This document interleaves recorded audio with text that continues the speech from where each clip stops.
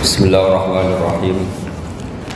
Alhamdulillahirabbil alamin wassalatu wassalamu ala asyrofil mursalin nabiyina wa habibina Muhammadin wa ala alihi washabihi ajmain. Amma ba'du.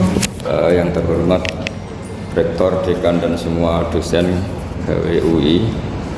Ini saya mohon maaf, sebetulnya agak perlu minta maaf karena memang macet.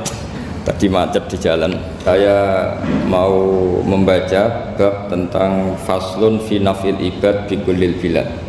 Bab seharusnya seseorang memberi manfaat kapanpun dia berada, dimanapun dia berada. Jadi kapanpun dan dimanapun dia berada. Qala Allah Ta'ala wa ja'alani mubarakan aynama kuntu. Ayna fi anni ibadihi aynama kunna. Di sini diterangkan an-naf'u naf'ani, naf'un fil adyan wa naf'un fil abdan. Wal barokah kasratul khairi wa ziyadatu. Fa athnallahu ala Isa bi kaunihi ja'alahu nafi'an lil ibadi aina makana wa haitsu kana. Jadi yang perlu saya terangkan, di antara sifat dasar orang-orang baik adalah di mana saja, kapan saja itu memberi manfaat. Termasuk tentu saat paling sulit. Jadi Nabi Isa menceritakan dirinya itu wa ja'alani mubarakan aynama kuntu, saya ditakdir Allah berada di mana saja memberi berkah, memberi kemanfaatan bagi orang lain. Ada beberapa cerita tentang Nabi Isa. Jadi perlu diketahui ada 3 nabi yang seperiode. Satu Ibrahim dan Nabi Lut. Ibrahim itu sama Nabi Lut itu pernah paman. Kedua Nabi Musa dan Harun. Sebetulnya yang jadi nabi itu Nabi Musa, tapi Nabi Musa karena alsak, lisannya tidak jelas, minta Nabi Harun, ya tentu minta kepada Allah supaya Nabi Harun jadikan nabi. Terus ketiga Nabi Isa dan Yahya. Yahya bin Zakaria, terus Isa ini pernah keponakan Zakaria. Kira-kira kalau di Jawa ya misanan antara Yahya dan Jawa Isa. Jadi ada 3 nabi yang seperiode. Tapi yang paling berkompeten, yang sederajat kira-kira seperti itu hanya Isa dan Yahya. Karena Nabi Lut dan Nabi Ibrahim itu beda level. Karena Lut ini pernah keponakan, jadi hubungannya kira-kira yang murid dan guru. Terus Musa dan Harun itu juga nggak level, karena Nabi Harun ini jadinya nabi itu atas permohonan Nabi Musa. Sehingga meskipun Harun itu kakaknya, tapi nggak berani bantah. Jadi Nabi Musa itu dalam cerita beliau itu alsak. Alsak itu lesannya agak kedal. Tapi ini alsak yang barokah. Jadi dulu ceritanya Musa kecil karena dia seorang nabi, beliau seorang nabi. Itu kalau melihat Fir'aun itu mangkelnya bukan main. Padahal kecilnya dirawat Fir'aun. Sehingga cerita mulai kecil sudah usil. Kalau melihat Fir'aun itu ya jenggotnya dipakai mainan. Terus pokoknya nakal. Lama-lama Fir'aun curiga, dasar orang Israel. Nabi Musa ini turunan Israel. Lama-lama Fir'aun itu yakin kalau itu sengaja. Akhirnya Fir'aun mau membunuh Musa. Terus kata istrinya Fir'aun, Musa itu masih anak kecil. Jadi seperti itu ya bawaan anak kecil, bukan bawaan kebencian terhadap orang Kipti, orang Mesir. Kalau dalam bahasa kitab kuno Mesir itu Egypt al-Kipti, makanya disebut Maria al-Kiptiyah. Kalau orang sekarang bilang Egypt itu bahasa kunonya Mesir itu al-Kiptiyah. Nah, memang secara bahasa Arab Mesir itu gak mungkin, bahasa Arabnya Mesir itu gak mungkin karena Misro itu maknanya kota. Jadi kalau kamu bilang kamu kemana, ke Misro, ke kota, lah ya kota mana, ya kota Mesir, itu bisa debat kusir. Jadi ya kayak kita lah, kita sekolah di mana, di madrasah. Madrasah terjemahnya apa? Sekolah. Kemudian oleh istrinya Fir'aun ya gini saja, buktikan kalau Musa itu masih anak kecil.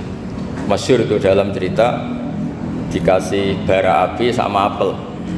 Sebenarnya Musa kecil ini sudah pinter mau milih apel. Sama malaikat Jibril diarahkan tangannya itu ngambil apa? Bara api terus dikunyah. Itu yang menyebabkan lisannya Musa itu alsak, agak pelak. Nah ketika jadi Rasul itu akan repot karena nanti harus pakai penerjemah. Jadi seorang Rasul tapi lisannya tidak apa? Cakap. Akhirnya Nabi Musa realistis ngendikan ketika diutus, wa akhi Harun wa afsahu minni lisanan fa arsilhu ma yarid ayyusaddiquni inni akhafu ayyukadzibun. Ya Allah, saudara saya Harun itu lisannya lebih fasih, tolong jadikan dia rasul sebagai penguat saya. Akhirnya Allah mengabulkan doanya Nabi Musa, kemudian Harun dijadikan sebagai apa? Rasul. Sehingga meskipun satu angkatan, Harun dan Musa ini enggak level. Artinya nggak level itu ya Harun yang takut Musa. Terus ketiga ini Nabi Yahya dan Nabi Isa. Ini umurnya ya seangkatan, kecerdasannya, jadi nabinya sama-sama mulai kecil. Kita tahu Nabi Yahya termasuk yang diberi khitab Allah, ya Yahya khudil kitab bi quwwah wa atainahul hukma sobiyya. Yahya berpeganglah kitab secara kuat dan dia saya kasih kenabian ketika kecil. Sama dengan Nabi Isa yang disebut wa yukallimun nasa fil mahdi wa kahla. Sehingga karena selevel, dua nabi ini menjadi figur besar dalam manhaj, dalam metode dakwah. Dua, karena masih misanan tadi, kalau Jawa kira-kira mirip misanan. Dua nabi ini kalau memilih satu kampung, itu kalau Nabi Yahya itu milih kalau singgah di satu kampung, Nabi Yahya mesti tanya, orang sini yang paling soleh siapa, yang paling baik siapa. Ya terus singgah atau nginap di rumahnya orang baik tadi. Tapi kalau Nabi Isa enggak, orang sini yang nakal siapa, yang paling beling siapa. Terus Nabi Isa singgah di situ. Akhirnya ada pertanyaan dari Nabi Yahya, lima tanzilu ala syirarin nas. Kenapa kamu selalu singgah di orang-orang nakal? Syirar itu orang-orang nakal. Masyhur itu Nabi Isa menjawab, ana tabibun udawil mardo. Di mana-mana Nabi itu ibarat seorang dokter, kerjaannya tentu menyembuhkan orang-orang yang apa? Sakit. Jadi dua nabi ini sering berdebat, tentu debat yang baik, dan itu menjadi cara Jawa itu punjeri ilmu. Jadi manhaj ilmu besar antara Yahya dan Isa. Begitu juga Nabi Yahya itu kelihatan agak rileks, panik, saking takutnya sama Allah. Kalau Nabi Isa itu rileks, pokoknya kumpul orang-orang nakal itu ya rileks. Akhirnya ada dua pertanyaan sekaligus nanti jadi dua manhaj. Kenapa kamu sering masam itu, sering kalau bahasa Arab itu abasa ya. Terus yang Nabi Yahya balik bertanya, kenapa kamu sering senyum, sering tertawa? Kenapa memangnya? Terus ka'annaka ta'manu min makrillah, kamu sering senyum kayak kami sudah terbebas dari azab Allah, dari ditegur Allah, seakan-akan kamu orang paling benar yang nggak akan salah.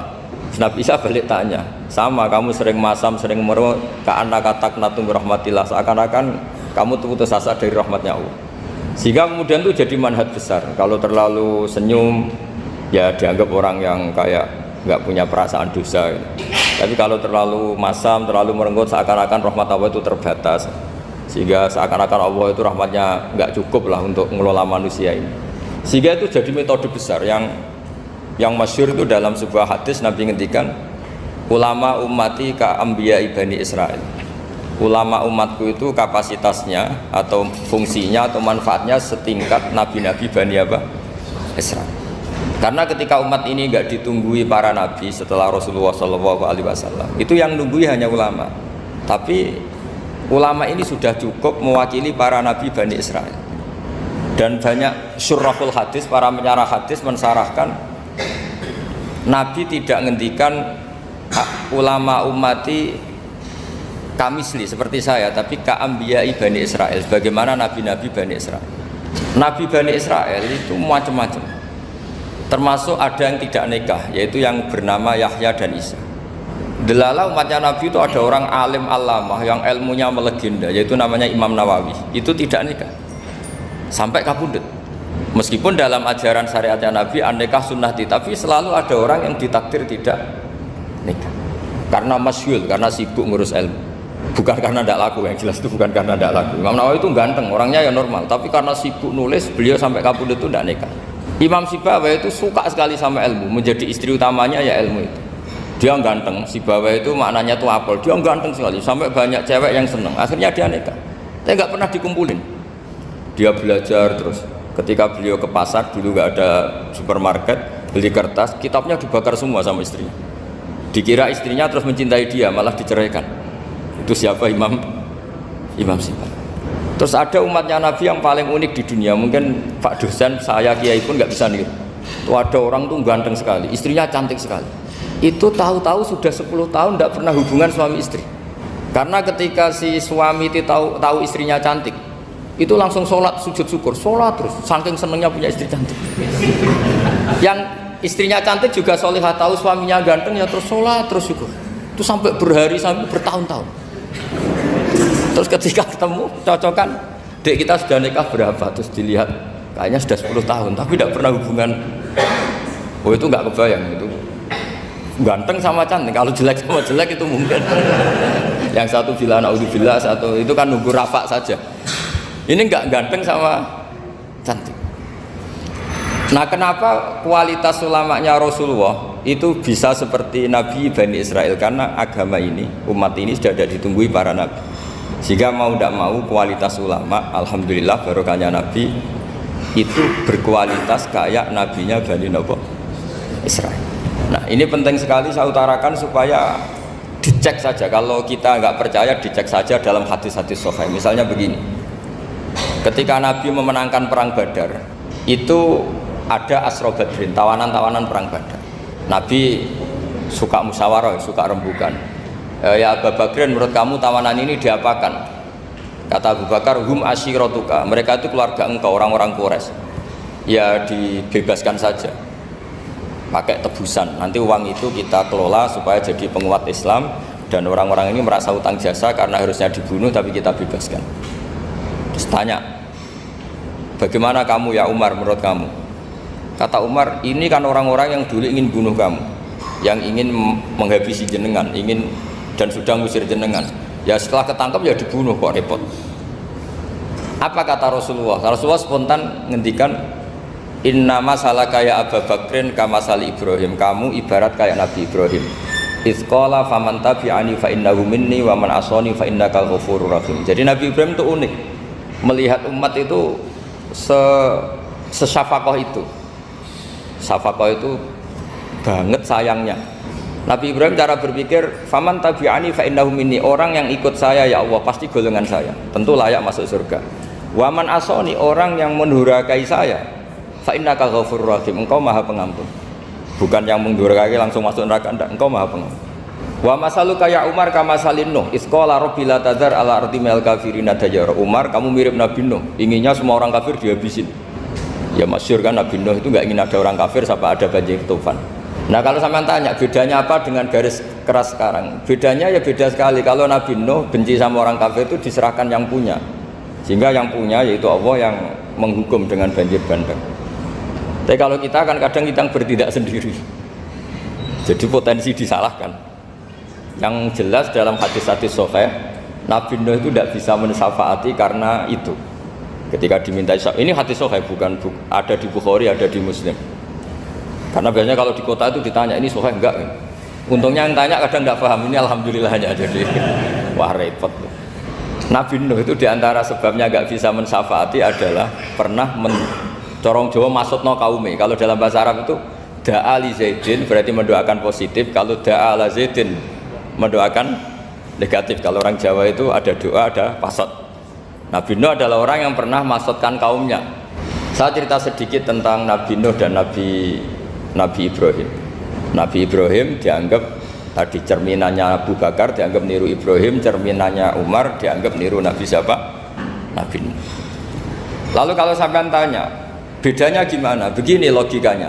Andai kan kita mengkaji secara akademik begini.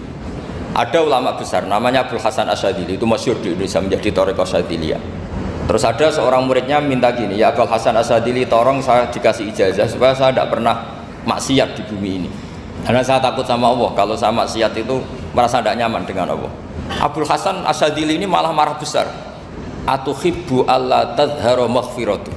Kalau kamu tidak pernah maksiat, berarti kamu suka maghfirahnya Allah Ta'ala itu tidak kelihatan, karena nggak ada yang maksiat. Tapi bukan dukung kamu yang tidak ada, ini cerita ilmiah.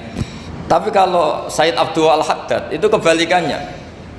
Ada orang fasik itu hidup berkeliaran, mengganggu masyarakat, ganggu ketertiban agama. Ada kiai atau siapa gitu mendoakan supaya tobat atau dikasih panjang umur supaya nanti bisa tobat. Itu beliau Said Abdul Al-Haddad marah besar. Man da'a li fasikin bil baqa faqad ahabba ayu sawahu fi ardi. Orang yang mendoakan orang fasik hidup berarti dia suka Allah dimaksiati di buminya. Jadi akhirnya jadi kutub besar, yang satu Syadziliyah, yang satu Haddadiyah. Kenapa ya? Karena tadi yang satu cerminan Nabi Isa, yang satu cerminan Nabi Yahya. Sebagaimana sabda Rasulullah tadi, ulama ummati ka anbiya'i bani Israil. Juga masyhur dalam aplikasi pengajaran juga gitu. Masyhur sekali dalam kitab-kitab diceritakan kalau Said Abdul Haddad kalau ada orang sowan itu, kamu ngaji sama siapa? Sama si A itu. Pernah nangis gak pas ngajar? Gak pernah. Udah gak terus, gak usah diterusin ngaji orang seperti itu. Hatinya atas ya, wong orang iso nangis ya. Tapi kalau Abdul Hasan Asadili kebalikan, kamu ngaji sama siapa? Sama si A itu.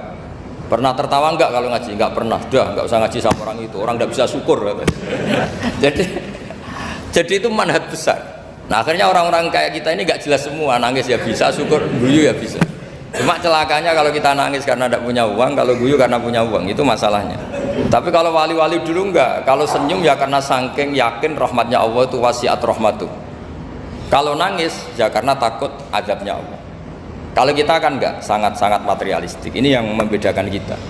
Sebenarnya nangis dan senyum itu satu keharusan karena Allah punya madharul jalal. Ketika Allah dengan sifat keagungannya, maka kita ini seorang Jawa serako bersenyum.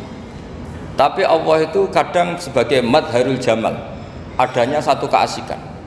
Sehingga yang merengut itu yang salah. Makanya dalam ilmu tasawuf, kutub wali itu hanya dua. Allah dengan madharul jalal, dengan Allah yang madharul jamal. Contoh madharul jalal misalnya gini. Ketika Nabi Musa ingin melihat Allah, saking kangennya ingin melihat Allah, Rabbi arini anzur ilaik, ya Allah saya beri hak untuk melihat engkau. Allah dengan jalalnya gini, Allah itu qadim, superior. Tentu gak layak tersentuh barang hadis itu makhluk. Sehingga ketika falam matajalla rabbuhu lil jabali ja'alahu dakka wa kharra Musa sa'iqa. Sehingga enggak levelnya apapun hebatnya Nabi ini tetap makhluk. Sementara Allah itu qadim. Enggak kuat. Makhluk yang fana ini, yang profan ini enggak kuat. Enggak kuat menampung zat yang qadim, yang superior. Sehingga gunung pun hancur. Nabi Musa pingsan. Tapi ketika Allah dengan madharul jamal itu Allah dengan keindahannya, dengan kasih sayangnya, memberi hak makhluknya untuk melihat. Nah, di sini ini Allah sering ngendikan wujuhu yauma idzin nadhirah ila rabbiha nadhirah. Nanti ada wajah-wajah yang di surga itu melihat saya, kata Allah. Tapi apakah betul melihat kayak saya melihat dosen, melihat Pak Rektor, melihat teman-teman? Itu tidak bisa. Karena Allah itu qadim, sehingga meskipun manusia ahlul jannah melihat Allah, tetap Allah ngendikan la tudrikuhul absar wa huwa yudrikul absar. Karena Allah dibalik jamalnya ya punya jalal, dibalik jalalnya juga punya jamal. Sehingga selalu di Quran itu diulang beberapa kali supaya proporsional. Nah, kenapa ahli sunnah tetap berkeyakinan Allah bisa dilihat? Logikanya begini, fa inna kulla maujudin yasihu ayyura. Allah itu zat sing nyata-nyata wujud dan punya eksistensi. Di mana-mana sesuatu yang wujud itu layak untuk bisa dilihat. Lalu pertanyaannya gini, kenapa kita tidak bisa melihat sekarang kok nunggu di akhirat? Karena mata kita sekarang itu profan, fana. Sementara kita setelah di surga, tubuh kita didesain abadi. Ya, saya ulang lagi ya, setelah kita di surga, semua fisik kita ini didesain abadi. Tentu karena desainnya sudah abadi, layak melihat zat yang abadi. Tapi pertanyaannya, kenapa tidak bisa ikhatoh, tidak bisa melihat sampai faham la tudrikul absar? Karena abadi kita itu diabadikan. Sebagaimana surga abadinya diabadikan, neraka ya diabadikan. Sementara Allah abadi dengan dirinya sendiri, yaitu Al-Qayyum, atau dalam bahasa ngajinya qiyamuhu binafsi. Nah, lalu pertanyaan, makanya Mu'tazilah itu menentang betul kalau orang di surga bisa melihat Allah. Cara berpikir Mu'tazilah, melihat itu artinya yang dilihat ada arahnya, sementara Allah terbebas dari arah.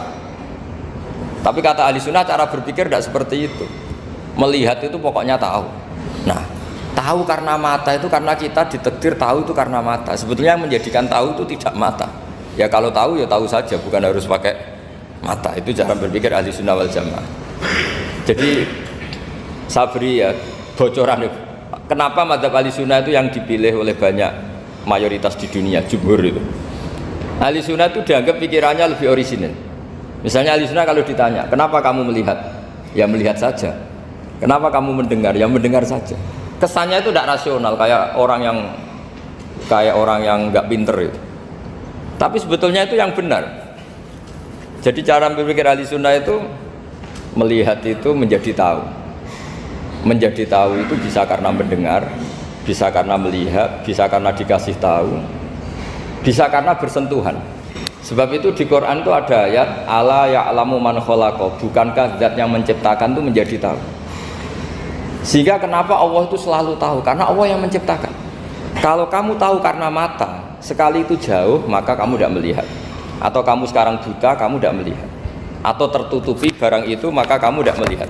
Tapi kalau kamu tahu karena kamu menciptakan, maka akan melihat terus. Misalnya saya ini tukang batu. Saya ingat betul ketika saya bangun Monas, itu pulpen saya tak tanam di dalam Monas. Saya ingat betul kalau pulpen saya warnanya putih, tak tanam di Monas 2 meter dari pondasi. Setelah saya pulang ke Jogja ditanya, di dalam Monas ada apa? Ada pulpen, posisinya 2 meter dari pondasi. Kenapa saya tahu? Karena saya yang menciptakan. Nah, karena menciptakan ini sehingga tahu saya akan terus menerus. Tapi kalau tahu karena mata, sekali barang itu tertutupi, nggak tahu. Misalnya saya tahu jenengan karena dekat sekali jenengan kemana-mana, saya sudah tidak tahu. Tapi kalau saya menaruh sesuatu di tubuh Anda, sehingga kamu kemana-mana tetap tahu bahwa barang itu ada di tubuh Anda. Nanti kalau ada yang protes, tapi bisa saja Gus barang itu dicuri orang kemudian Anda tidak tahu. Yang menjadi tidak tahu karena saya sudah tidak menciptakan suasana itu. Selagi saya yang menciptakan, maka akan tahu terus. Nah, tapi karena Allah ini menciptakan semua yang ada di bumi, maka Allah tahu terus. Sehingga Allah tahu cara bikin kuman. Terus tahu bahwa manusia itu punya kuman, kumannya punya organ, organnya juga punya kuman. Gak kebayang. Kamu bayangkan kayak, makanya Allah itu kalau cerita sederhana, innallaha la yastahi ayyadriba masalam ma ba'udatan fama fawqaha. Allah itu tidak malu bikin perumpamaan nyamuk, karena nyamuk itu lebih dahsyat timbang gajah. Para pematung itu disuruh bikin gajah masih mampu, bikinkan patung gajah mungkin masih sanggup. Tapi kalau tak suruh bikin patung nyamuk, nggak usah bikin hidup, patungnya saja sekecil itu. Padahal nyamuk kecil itu punya organ tubuh. Lalu bikinnya organ tubuh nyamuk itu kayak apa? Organnya punya kuman, kumannya punya organ, organnya juga punya kuman. Sehingga orang-orang alim itu baca nyamuk itu lebih jadi ayat Allah ketimbang melihat dinosaurus. Tapi sekarang orang itu nggak tertarik ceritanya. Jadi beda perasaannya orang alim sama orang awam. Kalau orang awam tuh melihat mukjizat kan yang dasar-dasar kayak dinosaurus, gajah, wow gitu. Kalau orang alim nggak, malah melihat nyamuk. Nah, kealiman seperti itu terjaga di umatnya Muhammad, di umatnya Rasulullah Muhammad SAW. Karena ketika umat ini nggak ditumbuhi para nabi, itu Allah menjamin Muhammad, ulama umatmu nanti punya kemampuan seperti nabi. Tentu tidak dalam keutamaan ya, keutamaan tentu nggak sekelas sama nabi. Kenapa itu terjadi? Karena tadi para nabi ini mewakili sekian karakter. Kalau kita sangat mencintai Indonesia, maka kita akan tegas siapapun yang ingin menghancurkan Indonesia. Itu kira-kira cerminan Nabi Nuh. Kalau kita sangat mencintai Allah, maka kita akan benci sebenci-bencinya sama orang yang mendurhakai Allah. Tapi masalahnya, Allah yang kita cintai itu memaklumatkan diri kalau bersifat Ghafur, pengampun. Jika kalau kita terlalu kasar, ini kan yang kita cintai bersifat Ghafur kok kita kasar. Di sini Nabi Ibrahim, beliau sangat mangkel sekali sama yang durhaka sama Allah. Tapi mau mangkel gimana? Zat yang mengajarkan itu bersifat Ghafur. Maka kita mau tidak mau. Makanya ada riwayat mengatakan takhallaku bi akhlaqillah, kamu bertata krama kayak akhlaknya Allah. Akhirnya ya sudah, kita mau apa coba? Kira-kira kalau kamu mencintai seseorang, itu potensinya kan dua, protektif. Ada telepon itu dari siapa? Cewek atau cowok? Protektif. Itu bukti cinta atau bukti suudon kan tidak tahu. Tapi misalnya kamu cinta perempuan terus WA-an sama lelaki gak apa-apa, jalan sama lelaki gak apa-apa, sama masa lalunya pacarnya juga gak apa-apa. Itu cinta apa pembiaran? Kan sama-sama gak jelas.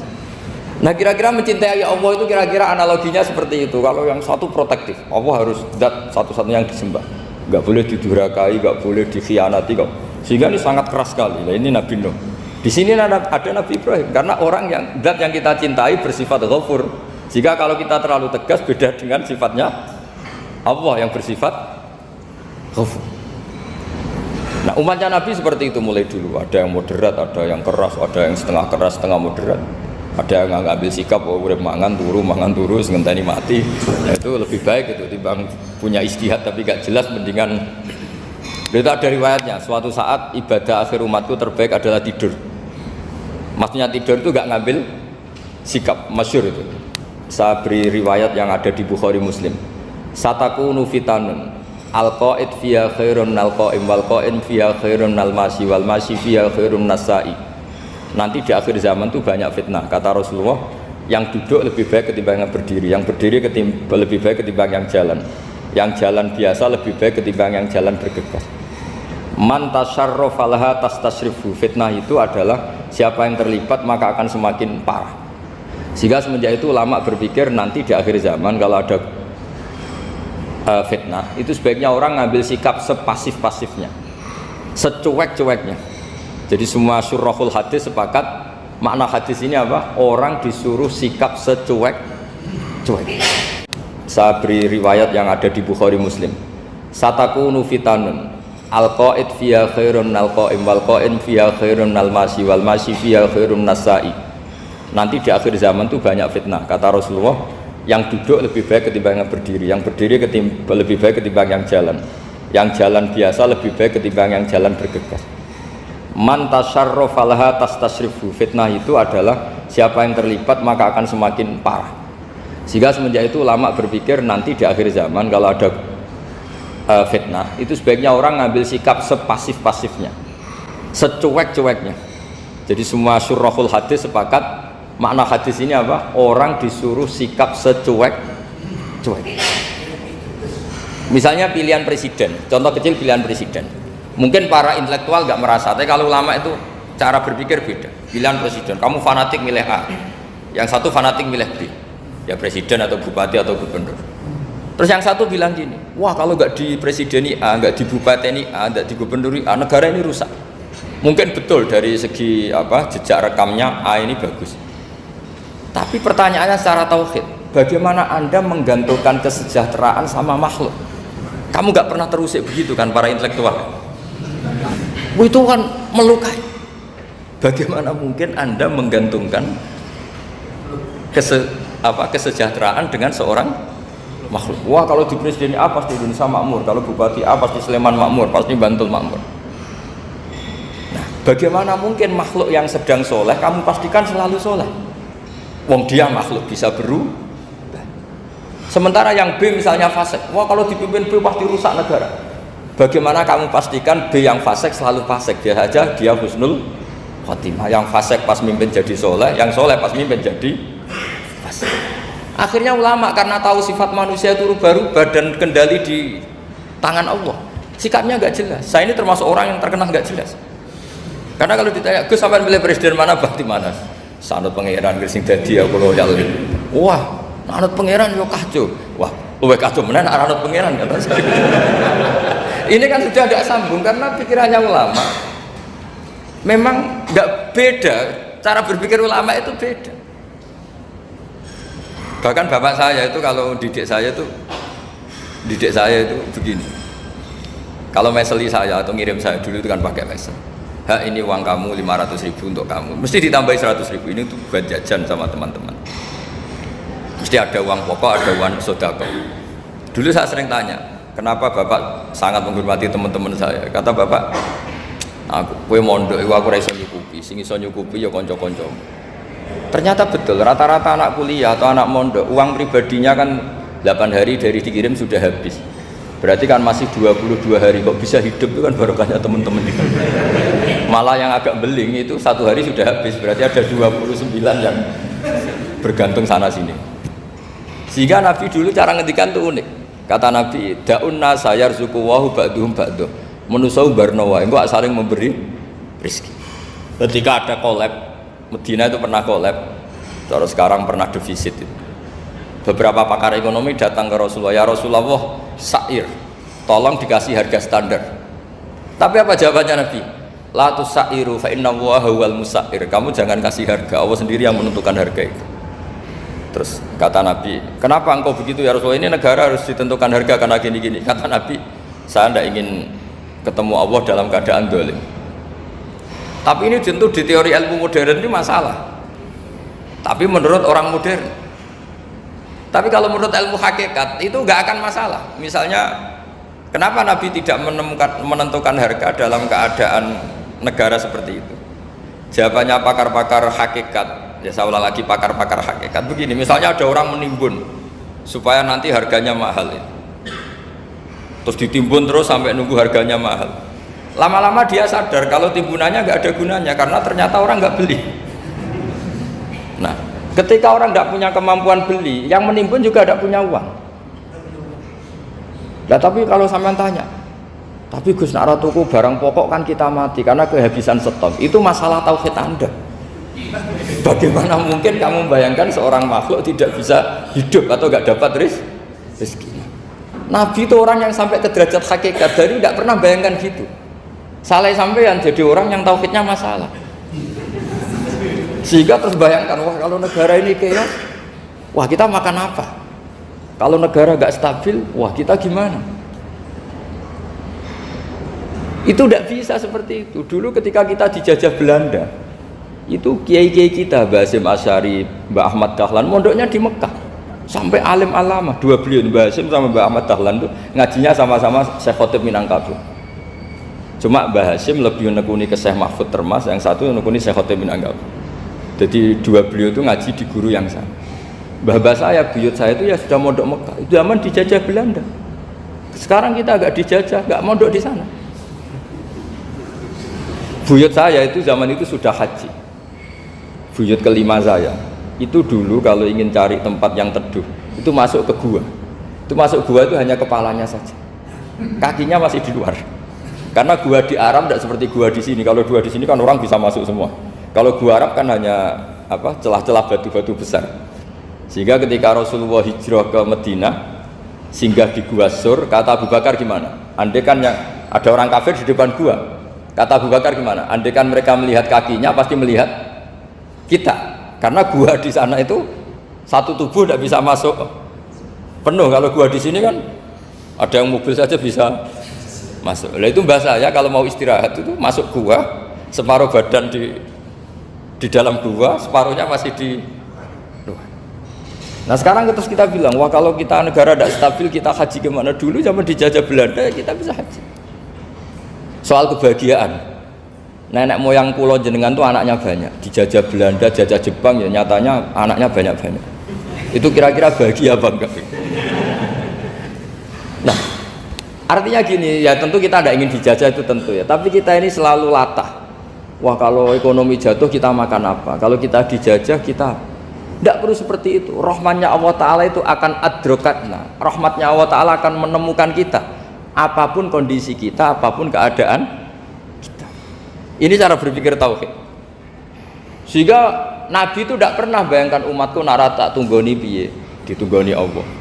Sehingga masyhur dalam hadis-hadis sahih, la tazalu ta'ifatun min ummati dzahirina 'alal haq la yadurruhum man khadalahum wala man khalafahum wala man nawa'ahum.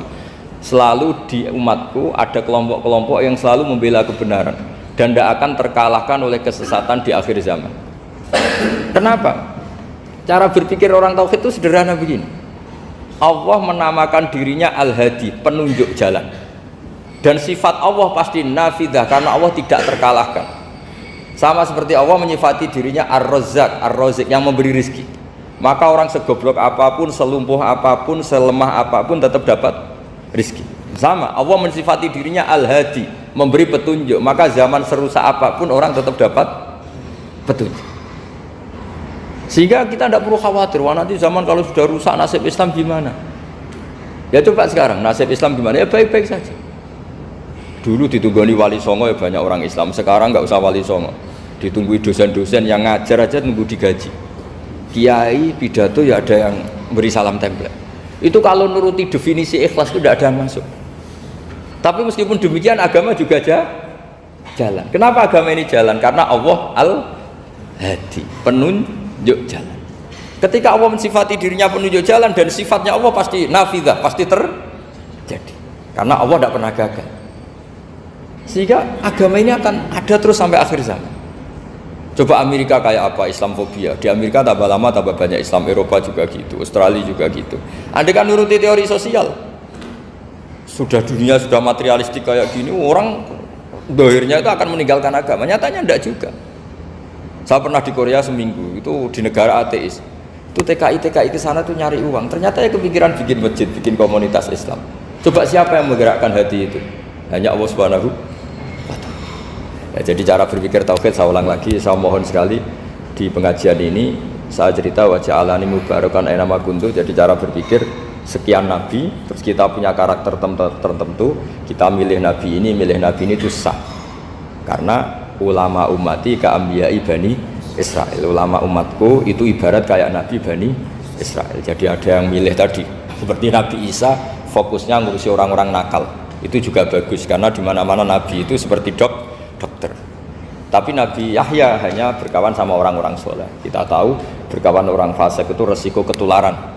Iman pas-pasan wae kancanan wong fasik kan taqabbalallahu minna minkum gitu. Wong kamu sendiri tidak sehat-sehat amat berteman orang penyakitan kan bahaya. Tapi kalau kamu sebagai dokter kok hanya berteman orang sehat, lalu kamu penelitiannya gimana? Masa saya dokter spesialis pernah penelitian semua orang sehat saya pernah saya teliti. Itu dokter aneh apa enggak? Saya dokter spesialis TBC, spesialis paru-paru. Yang kamu teliti siapa? Semua orang sehat. Pernah meneliti yang sakit? Tidak pernah. Kan ya jadi dokter aneh.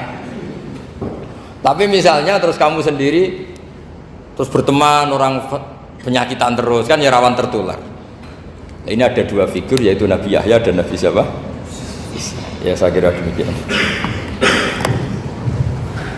Baik, jazakallahu khairan. Di sini kita bukakan pertanyaan mungkin dari Bapak Ibu yang Dua aja ya. Nanti waktunya aja. Ada dua pertanyaan mungkin dari Bapak Ibu sedikit bertanya.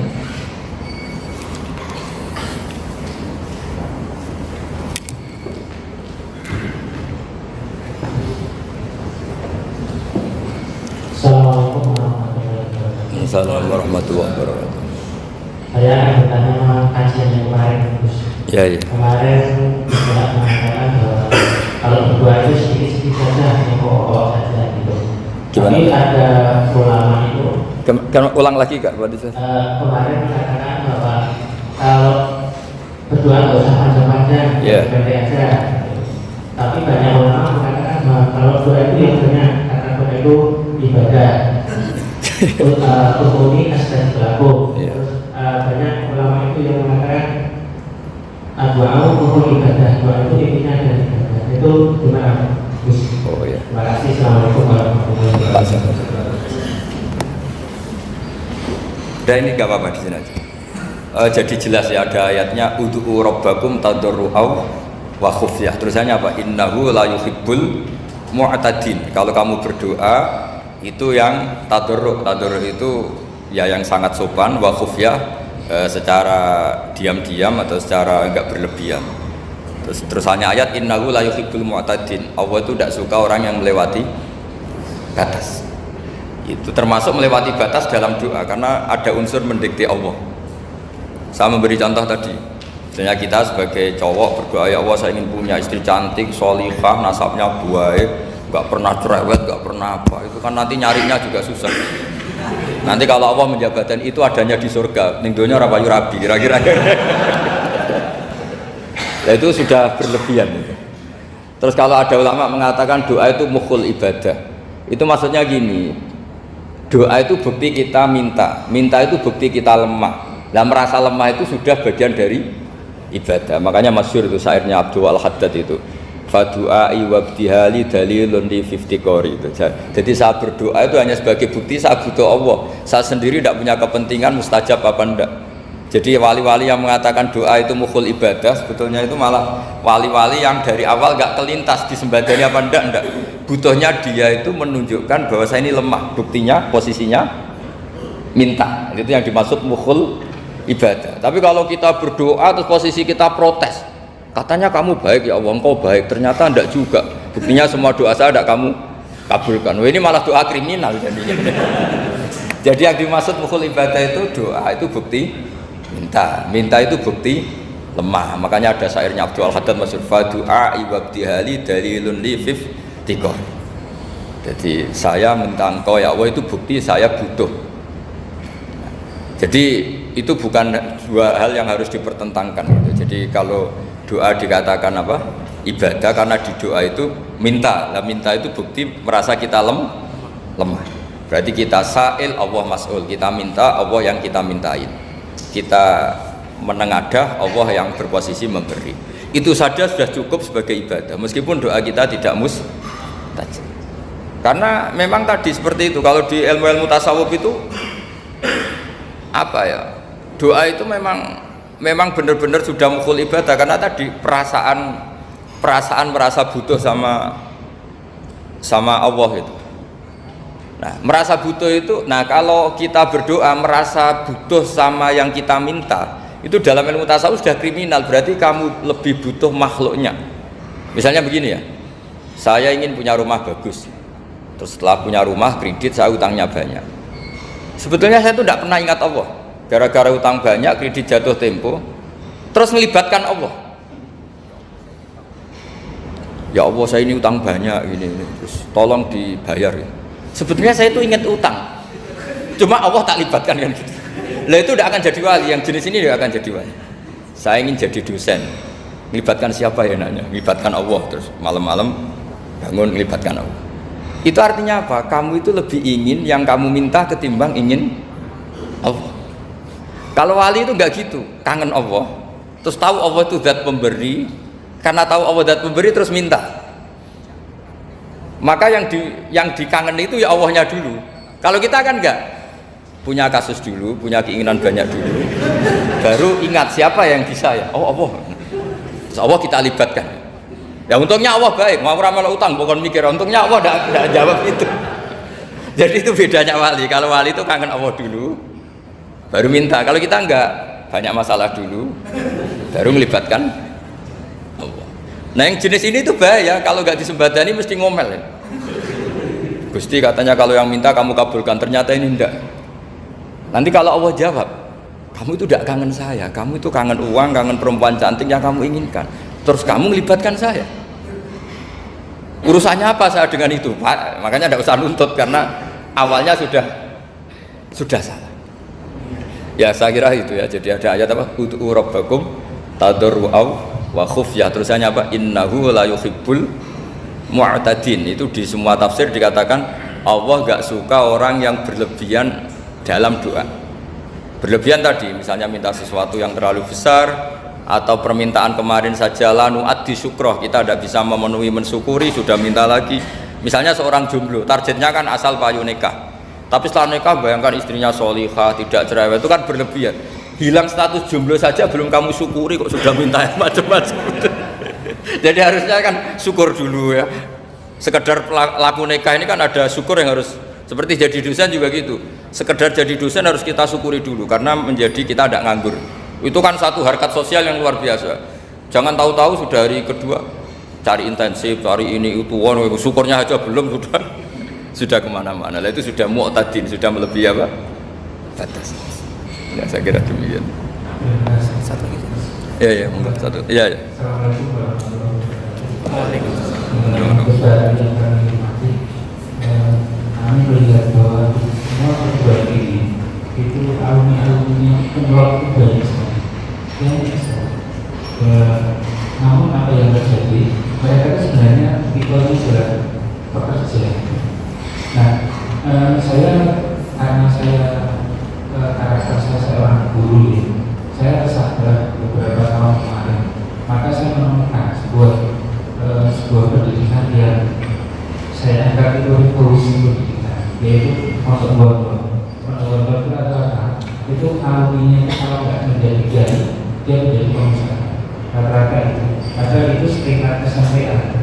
Nah, jangan-jangan di pendidikan kita ada satu kesalahan dalam kurikulum. Bisa jadi yang tadinya skripsi ganti jurnal nasional atau membuat buku bersama apa-apa. Ini cara pandang Gus Dah bagaimana? Apakah pendidikan kita bagaimana? Karena terus terang kita melahirkan beberapa anak pulau itu, tapi dia karakternya kerja.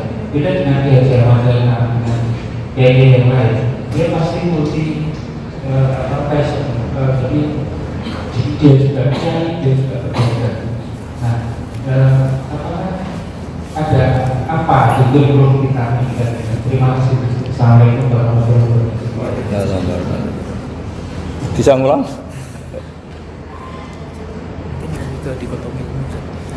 Jadi begini ya masalah pendidikan ya. Kalau saya jawab pakai ilmu hakikat saja karena ini keahlian saya. Sebetulnya begini ya, kalau misalnya itu ya subjektif juga, misalnya bilang rata-rata alumni pondok ini sukses, alumni kampus ini sukses, yang ini tidak sukses, itu satu pasti subjektif. Karena biasanya yang diterkenalkan yang sukses-sukses. Saya punya tetangga dari pondok yang Anda sebut itu kebetulan tidak sukses semua. Itu jantogo saya sampai ngeluh, Gus. Saya ini gimana kok? Ya sudah seperti itu kan subjektif. Tapi menyangkut pendidikan itu begini ya, menyangkut hasil dari pendidikan itu. Andai kan kita bicara ilmu hakikat, misalnya kita mondok itu, mondok kemudian jadi orang miskin, jadi orang yang menurut orang banyak tidak berguna di masyarakat.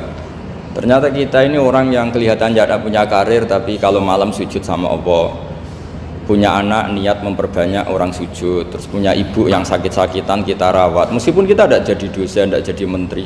Tapi indah Allah itu luar biasa karena berstatus ngerawat ibu, ngerawat anak, ngerawat istri.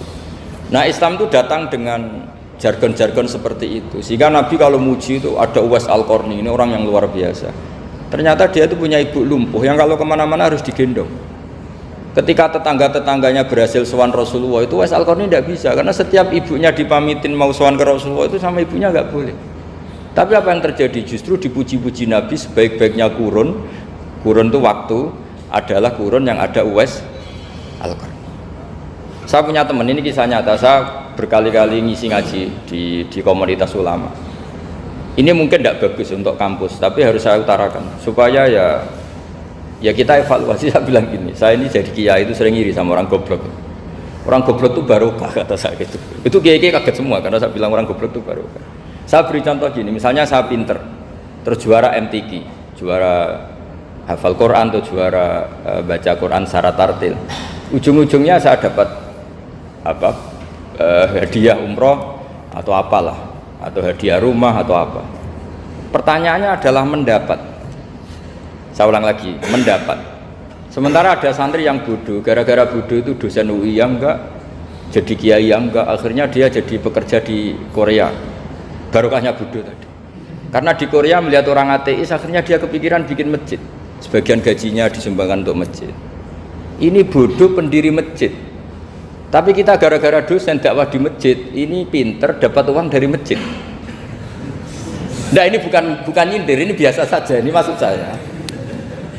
Maksud saya, kamu jangan ngabaikan hidup. Akhirnya apa yang terjadi? Saya ini punya teman ini betul. Saya ini kan kecelok dulu tuh Gus Salim. Nasib saya di mana-mana dihormati. Kadang saya merasa dosa. Kok dihormati? Saya punya teman, dulu gobloknya minta ampun, sekelas sama saya. Gobloknya, soalnya gobloknya disepakati sudah. Ya, goblok mujma'alah kira-kira. Singkat cerita dia itu hidup di pedalaman Kalimantan sekitar tahun 92. Dulu kan biasalah di dalam hutan itu pasti ada penebangan hutan macam. Dia ada bosnya, yang jelas dia ada bosnya. Saya yakin juga agak kriminal. Karena dia tidak yang illegal logging. Pokoknya ditakdir dia hidup di tengah hutan. Ikut orang. Setelah itu dulu nggak ada HP, sering kirim surat ke saya, Gus, saya ini hidup di tengah hutan, tapi saya ini Muslim pernah mondok, kalau nggak bikin Jumat itu nggak enak, bikinlah dia Jumatan. Nah karena dia pernah ngaji fikih Syafi'i, kalau Jumatan nggak ada orang 40 itu harusnya zuhur tidak Jumatan. Tapi orang yang kerja di situ tidak mau. Wong dino Jumat kok zuhuran loh Pak, kalau dino Jumat ya Jumatan ya. Tanya saya, Gus itu kalau ada kaulnya enggak supaya Jumatan ndak orang 40 sah. Singkat cerita dia lama-lama jadi pendiri masjid di situ. Dia punya sedikit gaji ya dipakai masjid, punya sedikit tanah diwakafkan untuk masjid. Artinya apa? Indah Allah ini banyak orang bodoh, ternyata di komunitasnya dia muassis, pendiri, pemberi. Sementara kita yang kecelok pinter, dapat umroh, dapat bonus. Kira-kira nanti kita ketemu Allah, kamu pernah nyumbang Islam apa? Yang bodoh jawab, oh nanti Gusti bikin masjid di pedalaman. Kita yang pinter, kayaknya kalau memberi enggak lah Gusti, reputasinya mendapat. Nah artinya gini, kita jangan mengukur. Makanya Rasulullah itu punya sisi unik. Ini mungkin pelajaran bagi kita semua. Orang-orang Ansor kita tahu semua berposisi memberi Rasulullah, semuanya orang Ansor. Ngasih rumah, ngasih tanah, bahkan bukan sekedar ngasih Rasulullah, ngasih sahabat-sahabat yang dibawa Rasulullah, yaitu orang Muhajirin. Ketika Nabi mengalami sekian kemenangan, futuhat, Nabi bagi-bagi harta itu orang Ansor nggak dikasih, sama sekali nggak dikasih. Sehingga terprovokasi sebagian, dan tentu sebagian yang muda-muda, masyhur itu yang terprovokasi yang muda-muda. Ini pelajaran bagi kita. Wah, ini Rasulullah Muhammad mulai tidak fair, yang dikasih orang-orang kafir Quraisy yang barusan masuk Islam. Paling Nabi karena jenenge tonggo, sawak dewi kan kenalan anyar gitu. Jadi dimenangkan sing tonggo, yaitu orang-orang kafir Quraisy yang sekarang baru masuk Islam. Singkat cerita akhirnya Nabi dengar gosip itu, dengar bahwa Nabi dikomentari mulai tidak adil karena memprioritaskan orang-orang Quraisy yang notabene adalah keluarga Nabi, tetangga Nabi, kampung halaman Nabi. Akhirnya Nabi bilang, coba semua orang Ansar kumpulkan di satu kubah, satu khimah besar di Jirona pas itu. Dikumpulkan, terus orang Ansar ditanya, dengar-dengar makolatun balagona angkum, ada satu makalah dari kamu, apa betul itu kamu yang mengatakan? Terus ketua orang Ansar ada yang namanya Sa'd bin Ubadah berdiri, ya Rasulullah, amazu ahlamina fala yaquluna syai'an. Orang-orang terpelajar kita ada yang komentar, tapi yang muda-muda ini memang ngomong seperti itu, bahwa jenengan sekarang mulai lebih tertarik ngurusi orang-orang Quraisy daripada kita. Terus itu di Jirona itu ya kira-kira berapa kilo ya, 40 kilo atau 30 kilo dari Mekah. Zaman itu Nabi posisi di Jirona. Jawabannya Nabi itu unik. Oh iya, kata Nabi. Apa yang dikatakan Nabi? Saya ini Rasulullah, nanti kamu pulang bersama saya. Tapi orang-orang ini, orang-orang Bedui ini, setelah saya kasih kambing, saya kasih unta, mereka pulang. Ama tardona ayarji annasu bisyati wal ba'ir wa tarjiuna antum bi Rasulillah. Kamu ini nanti mendapat saya ini nanti ikut pulang kamu ke Madinah. Berarti kamu mendapat saya, afdalul khalqi, orang terbaik di dunia. Mendapat sayyidun nabiyyin. Tapi orang-orang yang setelah saya kasih uang itu pulang. Artinya gini, kamu berorientasi mendapat saya apa mendapat uang? Nangis semua orang Ansor, enggak Gusti ya sudah mendapat jenengan saja duit gak nolak. Ternyata Nabi itu mentertawakan sama nyun sewu Arabul Arab, orang-orang Bedui Arab. Ya Rasulullah, ini baru Islam, tolong diservis dong, namanya mu'allaf. Saya baru Islam, tolong diservis toh. Ya Rasulullah, ya itu sudah, kamu ngambil unta ini diambil pulang. Yang satu minta kambing diambil pulang. Terus kata Nabi, kowe seneng duwe kelakuan ngono, ketemu Nabi ra tertarik ngaji. Bar tok duit mulai bar tok duit. Sementara kamu mendapat saya.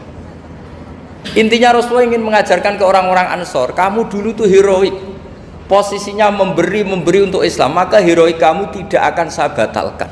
Dari mental memberi kemudian ingin mental mendapat. Itu hebatnya Rasulullah. Jadi kalau dalam tradisi sahabat, misalnya saya sering ditolong orang gitu, kok setelah saya jadi kiai besar atau jadi wapres kira-kira gitu kayak Pak Ma'ruf Amin, itu malah sebaiknya tidak usah balas yang berjasa kalau ini calon wali, karena nggak boleh kebaikan itu dibatalkan dengan mendapat. Ini cara teori politik masalah ini. Tapi kalau teori wali keharusan, masa ngamal kok dibatalkan?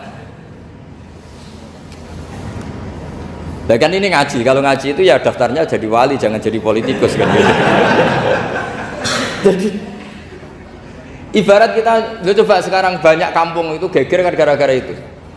Wakifnya masjid itu ikhlas tanah untuk masjid.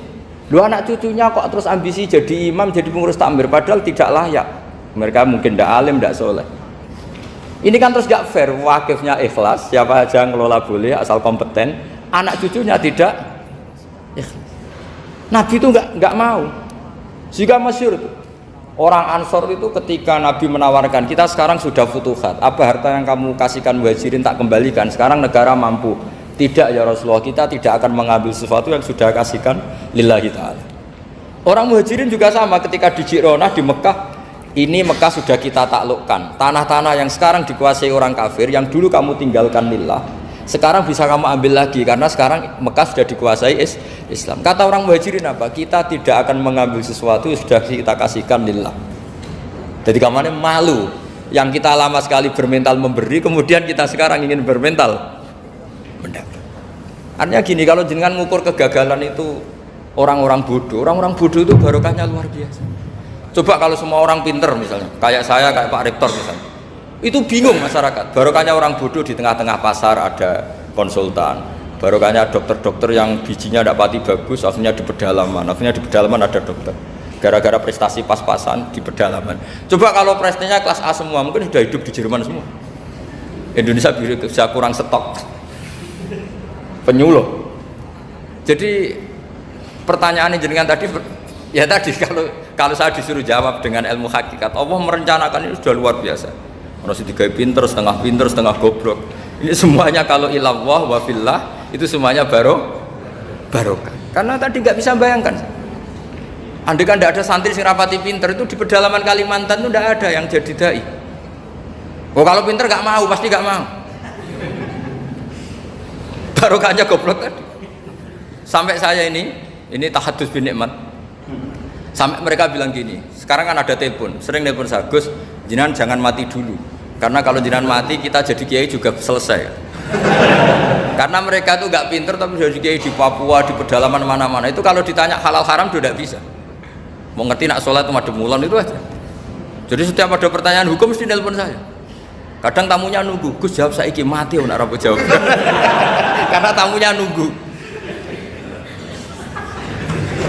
Ya karena tadi dulu di pondok gak pinter, misalnya tahu hanya gini dok, perempuan kalau datang bulan gak boleh sholat. Dia gak tahu detail-detailnya, misalnya ada perempuan yang mustahadah, berhari-hari selalu keluar darah berbulan-bulan. Nah ngajinya belum sampai sana, kalau kita kan sampai sana. Oh gini, kalau adatnya perempuan tadi hanya 6 hari haid, maka yang 7 berikutnya namanya mustahadah, sudah mulai sholat, mulai puasa normal, karena ini penyakit, bukan kategori haid. Nah dulu ngajinya tidak sampai situ. Jika kalau ada yang tanya ditunggu, Gus ini ada perempuan keluar darah terus kita harus gimana ini? Sholat gak? Oh, ilmunya gak cukup dia untuk jawab seperti itu. Karena tapi tadi ya saya ulang lagi ya, jadi jangan pernah mengabaikan orang-orang bodoh. Orang bodoh itu ya barokah, tapi gak perlu ada gerakan jadi bodoh ya, tidak perlu. Digerakkan bodoh itu pasti mayoritasnya. Alhamdulillah sekali. Akhirnya berkah itu ada di mana-mana. Loh itu betul. Pokoknya kita ngaji itu apa yang masyhur itu Rabbana ma khalaqta hadza batila. Semua yang diciptakan Allah pasti ada guna. Ya ini memang ilmu agak aneh bagi kalangan akademisi, tapi kan sampean mengundang saya untuk ngomong ilmunya kiai. Kalau saya jawab pakai standar intelektual kan saya namanya basa-basi. Itu tidak bagus dalam ilmu Islam. Mudahana itu tidak bagus. Karena ini keahlian saya di ilmu hakikat, ya saya jawab secara ilmu hakikat. Terus itu pernah saya diceritani Pak Bintang Pamungkas itu cerita. Gus Dur juga pernah cerita, banyak yang sejenis itu cerita. Gus Dur kan orang sukses di Jakarta, itu matur nuwun sama keluarganya yang adiknya yang jadi biasa-biasa saja. Karena akhirnya ada yang ngrumat ibunya. Keluarga Pak Bintang itu banyak yang doktor, profesor, tapi terima kasih sama adiknya enggak siapa-siapa. Karena barokahnya itu ibunya kerumat. Coba kalau semuanya dokter, mungkin ingin hidup di kampus semua.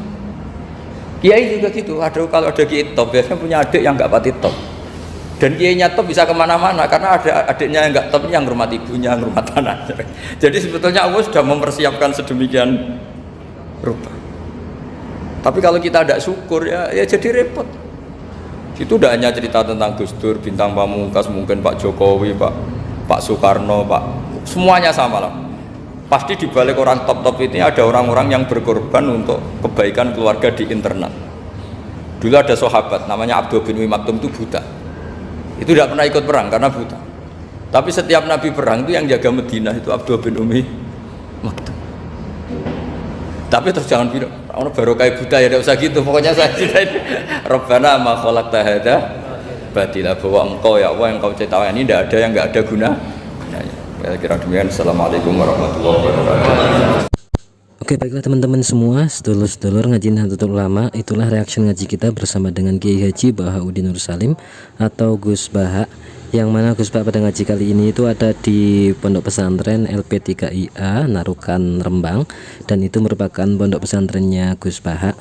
Tentunya yang disampaikan oleh Gus Baha sangat luar biasa, berkaitan dengan logika ketauhidan, berkaitan dengan ke fikih dan tafsir tentunya, karena memang itu adalah keistimewaan beliau, dianugerahi kemampuan untuk menjelaskan suatu hal yang jelas, suatu ilmu dengan jelas, dengan logika yang bayinah, dengan logika yang cedawele-welo, sehingga mampu untuk kita serap, mampu untuk kita terima dengan baik, walaupun kita sebagai orang yang awam yang